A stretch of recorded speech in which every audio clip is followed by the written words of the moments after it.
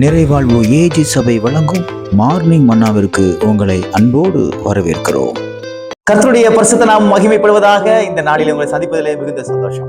எனக்கு அன்பான தேவனுடைய பிள்ளைகளே, அநேக நேரங்களில நம்ம ஒரு பிசினஸ் தொடங்குவோம், அல்லது நம்ம ஒரு படிப்பு படிப்போம், அல்லது நம்ம ஒரு வீடு கட்டுவோம், இல்ல நம்ம ஒரு வாகனத்தை வாங்குவோம். ஆனா அது கடைசி வரைக்கும் நம்ம கூட இருக்காது பாருங்க.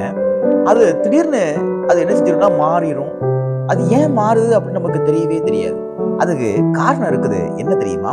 நான் வாசிக்கிறேன் பாருங்க. லூக்கா சுவிசேஷம் 5ஆம் அதிகாரம் 10வது வார்த்தை கடைசி போது இப்படியாக சொல்கிறது, பயப்படாதே, இது முதல் நீ மனுஷரை பிடிக்கிறவனாயிருப்பாய் என்று ஆண்டவராய் இயேசு கிறிஸ்து பேதுருவை பார்த்து கர்த்தர் சொல்கிறார். பேதுருடைய தொழில் என்ன தெரியுமா? மீன் பிடிக்கிற தொழில்.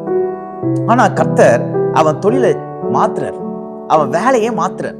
அவன் ரொம்ப இஷ்டப்பட்டு செஞ்ச தொழில் மீன் பிடிக்கிற தொழில்.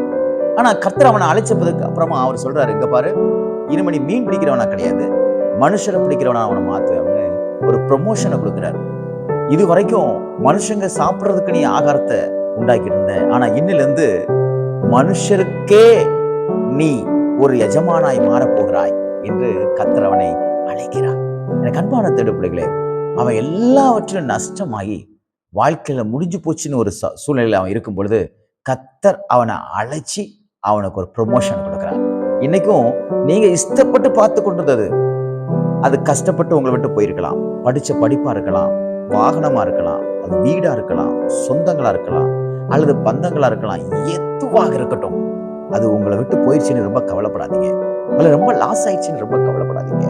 இன்னைக்கு கர்த்தர் அதை விட பெஸ்டான ஒரு ப்ராப்பர்ட்டியை, அதை விட பெஸ்டான ஒரு நல்ல ஒரு ஆசீர்வாதத்தை, அதை விட பெஸ்டான நல்ல ஒரு ஐக்கியத்தை, அதை விட பெஸ்டான ஒரு நல்ல ஒரு சந்தோஷத்தை தேவன் தர வல்லமிடுவராக இருக்கிறார். எல்லாவற்றையும் இழந்துட்டேன்னு நீங்க குறிச்சு கவலைப்பட தேவையில்லை. எல்லாவற்றையும் கொடுக்கிற இயேசு உங்க கூட இருக்கிறாரு. பேதுரு எல்லாவற்றையும் இழந்துட்டேன்னு சொல்லும் பொழுதுதான் அவர் சொல்றாரு, இல்லப்பா நீ இழக்கல, இனிமே தான் உனக்கு நான் ஆரம்பிக்க போறேன்னு சொல்லி அவருக்கு ஒரு புதிய காரியத்தை செய்யறார். இன்றைக்கும் கர்த்தர் இந்த காலை வேளையில உங்களோட பேசி கொண்டிருக்கிறார். இன்னைக்கு நான் உங்களுக்கு ஒரு ப்ரொமோஷனை கொடுக்க போறேன். எந்த இடத்துல நீங்க தோற்று போய் நின்னீங்களோ அதே இடத்துல பேதுருவை கர்த்தர் எடுத்து பயன்படுத்தினார். பேதுரு பிரசங்கம் பண்ணும்போது 5000 பேர் 7000 பேர் அவனை ரட்சிக்கப்பட்டார்கள். தேவன் அவனை வித்தியாசமாய் பயன்படுத்த ஆரம்பித்தார்.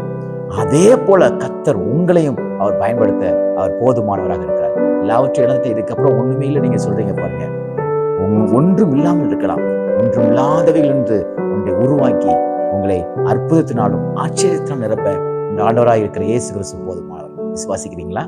தேவன் இன்னைக்கு உங்களுக்கு ப்ரொமோஷன் தருவார், வேலையில ப்ரொமோஷனை தருவார், உங்களுடைய சொந்த பந்தங்கள் மத்தியில ஒரு பெரிய உயர்வை கர்த்தர் உங்களுக்கு தருவார். எந்த இடத்துல நீங்கள் தலை குனிந்து நின்றீங்களோ அந்த இடத்துல கர்த்தர் உங்களை தலை நிமிர்ந்து நடக்க பண்ணி உங்களை அற்புதங்களாலும் அடையாளங்களினாலும் நிரப்பி உங்களை ஆசீர்வதிப்பாராக. இந்த நாள் ஒரு ப்ரொமோஷன் நாளாக, ஒரு பெரிய அற்புதத்தை பெற்றுக் கொடுக்கிற நாளாக தேவன் மாற்றி கொடுப்பார். God bless you.